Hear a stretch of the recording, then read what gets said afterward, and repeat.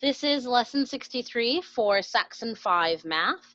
In lesson 63, we're looking at subtracting a fraction from a whole number greater than 1. So what we want to do is, as we learned in a previous lesson, 1 as a fraction, you look at the denominator of this number, and so this 4 is actually 3 over 3, 3 over 3,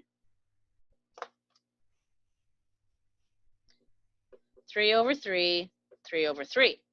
It's actually 4 3 over 3s. It is 4 wholes.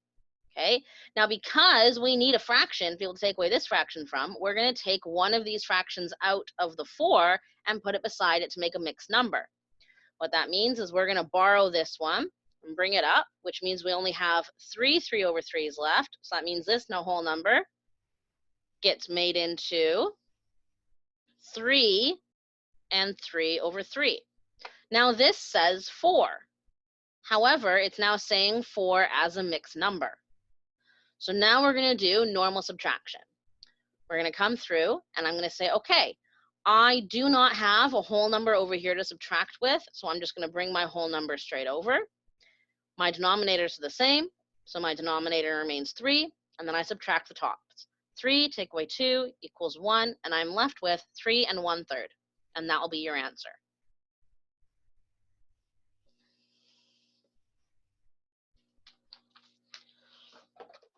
I will show you one more example. If we have 5 take away 3/5, we have 5 take away 3/5. Remember, this 5 is actually 5 over 5, 5 over 5, 5 over 5, 5 over 5, 5 over 5, is what this 5 actually is. So what I'm doing is I'm taking one of these fractions and I'm going to make this into a mixed number. But because I'm taking one out of the 5, I only have 4 wholes left, which means all of this turns into 4 5 over 5. Okay? If you're wondering why it has a denominator of 5, it's because this fraction has a denominator of 5.